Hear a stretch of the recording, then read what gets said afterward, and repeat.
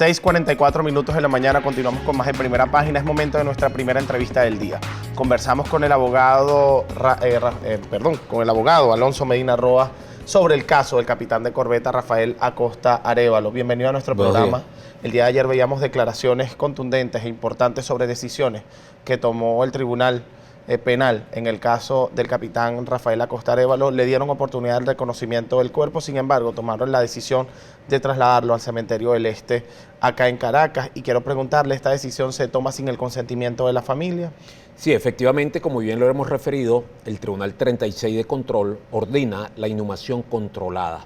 Esto, obviamente, sin haber oído a las partes, sin haber oído la representación de la víctima, sin tomar en cuenta la opinión familiar, sin tomar en cuenta el dolor de la familia del capitán Acosta Arévalo. Esto se realiza una vez que se hace el reconocimiento del cadáver en el Cenamet por parte de la hermana, quien estaba acompañado de varios familiares, la mamá, unas primas, sobrinas. Y una vez que se hace el reconocimiento, la representante del Ministerio Público informa que por decisión de este tribunal se había acordado la inhumación controlada en el Cementerio del Este, acá en la ciudad de Caracas. Esa figura de inhumación controlada, mientras termina la respuesta, ¿puede explicarla, por favor? Sí, acá en Caracas, a pesar que la familia deseaba enterrar al capitán Acosta en la ciudad de Maracay. La inhumación controlada es una medida innominada dictada por un tribunal de control, donde simplemente acuerda la forma, las condiciones cómo se va a inhumar el cadáver. Caso similar ocurrió con Oscar Pérez. Es decir, el Estado es quien controla todos los actos del sepelio. Inclusive, este fue un entierro donde solamente estuvieron 4 o 5 familiares, de resto eran puros funcionarios públicos, representantes del Ministerio Público, representantes de la Defensoría del Pueblo, representantes del Cenamet, algunos funcionarios de inteligencia, inclusive el padre, a quien le damos las gracias por haber oficiado la misa, un padre que venía del 23 de enero, trasladado inclusive por unos organismos de seguridad del Estado, todo supremamente controlado y por supuesto el acceso restringido al Cementerio del Este en el momento en que se desarrollaba este acto. Cuando vieron el cuerpo, las condiciones del mismo, ¿pudieron verlo, pudieron corroborar que existía realmente lo que el informe forense había establecido? El reconocimiento se hace única y exclusivamente en el rostro. Ya era un cadáver preparado, como podríamos llamar, entenderlo, ya listo para el entierro, debidamente vestido, en una urna prácticamente, ya todo canalizado para el entierro. Estas son cosas que evidentemente generan mucha complejidad social. Por muchos años hemos visto cómo se ha mantenido vivo recuerdos de algunas personas que fueron víctimas en los años 60, en los años 70. Sin embargo, hoy en día vemos que esto sigue ocurriendo. Aquí hemos hablado mucho del lamentable caso de Jorge Rodríguez Padre, hemos hablado mucho de Fabricio Ojeda, se ha mantenido en el tiempo. Pero quienes han mantenido esas historias en el tiempo, hoy en día están vinculados de una u otra manera con el caso del capitán Acosta Arévalo, como el caso de muchas personas, muchos venezolanos que en los últimos tiempos han sido víctimas de las torturas. En términos jurídicos, ¿podría enumerar cuáles fueron las fallas en cómo se llevó el caso desde el tribunal? Mire, primero lo que tenemos que recordar es que el capitán Acosta Arévalo fallece el 28 de junio. No es sino el día de ayer, cuando se permite hacer el reconocimiento y cuando se entierra.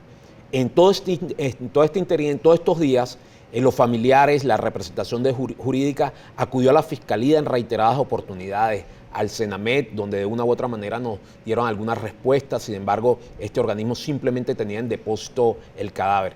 Acudimos al tribunal que venía conociendo de la causa y lo que conseguimos fueron obstrucciones y más obstrucciones, al extremo de prohibir el ingreso a la sede de la Fiscalía 34 cualquier familiar o representante jurídico. De tal manera que lo que vimos es un irrespeto, no solo a la familia del capitán Acosta Arévalo, sino a esa sociedad, a ese ciudadano que quiere saber qué estaba pasando, que quería saber qué estaba pasando con el capitán Acosta Arévalo. Claro. Y ahora una decisión judicial donde evidentemente no se toma en cuenta la opinión de las víctimas, donde un tribunal que en días pasados obstaculizó la representación, la acreditación de la víctima indirecta, como es el caso de la hermana, bajo el argumento que ellos solo reconocían en la condición de víctima a la cónyuge, a pesar que nuestras normas procesales, es decir, normas que están establecidas en el Código Orgánico Procesal Penal, establece que la víctima indirecta se puede tener como víctima indirecta a la madre, al cónyuge, a los padres, al cónyuge, cualquier familiar de cuarto grado de consanguinidad. De tal manera que la arbitrariedad y la violación de las normas ha sido una constante en este caso. Bueno, es importante también esclarecer qué viene ahora en el caso del capitán Acosta Arévalo. ¿Cuáles son los procesos que están llevando ustedes y usted, que está al frente del caso, el capitán? ¿Qué viene ahora? Porque los venezolanos muchos se han preguntado en reiterados casos, usted ha mencionado el caso de Oscar Pérez, por ejemplo, en donde sí, usted dice que se violaron los procesos, que no se hizo lo correcto, pero el caso de Oscar Pérez sigue siendo el caso de Oscar Pérez, decisiones van, decisiones vienen, pero nunca se le ha respondido a la gente, por ejemplo, qué va a pasar con el caso de Oscar Pérez o en el caso del capitán Acosta Arévalo, qué va a pasar de ahora en adelante. Los culpables pagan por sus culpas, se van a empezar a controlar los procesos, ustedes van a exigir que se respeten los procesos porque ya no hay vuelta atrás, ya la inhumación se hizo. Sí, fíjate, nosotros ahora tenemos el rol como querellantes, solicitar en este momento la práctica de una serie de diligencias de investigación a los fines de clarificar lo ocurrido, cómo fueron los eventos con Oscar Pérez, quiénes participaron, quiénes están en la cadena de mando, qué responsabilidad solidaria se puede generar en este caso, cómo llega el capitán Acosta Arévalo al Hospital Militar Vicente Salia, cómo llega a tribunales, qué pasó durante su detención del día 21 de junio al día 28, quiénes los tenían bajo custodia. Todo eso, evidentemente, desde el punto de vista jurídico, vamos a solicitar, estamos en este tema, en todos estos trámites procesales. Sin embargo, en lo social hay cosas importantes, en lo político, que todavía yo creo que es importante también resaltar, como por ejemplo, mira, pensando acá, por muchos años hemos oído hablar del evento de Yumare, por muchos años hemos oído hablar del evento de Cantaura, pero poco hablamos, por ejemplo, de la matanza de Kennedy, de los estudiantes de la Universidad de Santa María de Kennedy, que recientemente ocurrió hace pocos años. Poco hablamos de la matanza de Barlovento, recientemente ocurrida. En Venezuela pareciera ser que no hemos superado el tema de la violación de los derechos humanos. Pareciera ser no hemos superado el tema de la violación de los derechos humanos. Ha sido una constante en la historia republicana del país. Y yo creo que esto de una u otra manera hay que atenderlo, porque aquellos discursos de los años 60, de los años 70, en contra de gobiernos que violentaban los derechos humanos, está vigente hoy en día. Y esto hay que repudiarlo como se repudió en aquella época. Claro, usted en las declaraciones vinculaba al Estado, porque sin duda alguna quienes perpetraron estos actos en contra del capitán Acosta Arévalo eran funcionarios policiales y ellos están bajo mandato del Estado, pero además decía que eran cómplices del hecho. Una vez que están detenidos, ¿usted mantiene esto? Sí, fíjate, lo que pasa es que la ley especial contra la tortura establece una especie de concierto de diferentes actores y sanciona de una u otra manera todas las figuras de complicidad, lo que conocemos el derecho, la teoría de la participación criminal, los diferentes actores que pudieran haber, y cualquier funcionario que haya tenido conocimiento del hecho. Hay que entender y hay que dejar claro que esto ocurrió en la Dirección General de Contrainteligencia Militar, una institución, un organismo militar adscrito al Ministerio de la Defensa, y todos los que conocen de una u otra manera el tema de cómo funcionan las instituciones militares saben que ahí nada ocurre si no está bajo la tutela o bajo la supervisión de su comandante.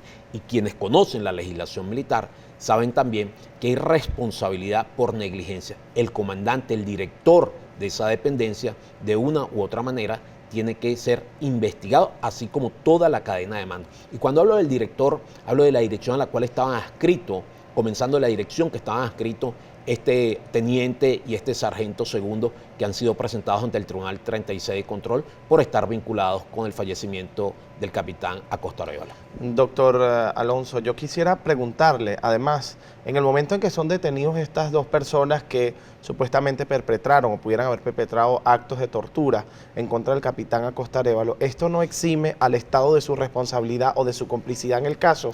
Porque atender a este caso deteniendo a estos funcionarios policiales que pudieran estar involucrados en el caso, pudiera ser ya un acto en defensa de los derechos humanos. ¿No considera usted esto? La calificación jurídica dada por el Ministerio Público y acogida por el Tribunal 36 de Control, a pesar que es una calificación jurídica provisional, es la de homicidio preterintencional con causal.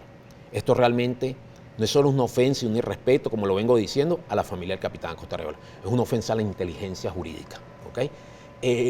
Con esto se pretende juzgar a dos militares por estos hechos, buscando determinar o precisar una responsabilidad penal individual, ignorando todo lo que está establecido en la ley contra la tortura, que de una u otra manera le genera responsabilidad al Estado y donde están claramente definidas las conductas. Estos hechos, el caso del capitán Acosta Arévalo, se subsume, se adecúa perfectamente a lo que está establecido. Nuestros televidentes quizás no puedan entender lo de preterintencional con causal. Quizás es bueno atender esta explicación. ¿Por qué?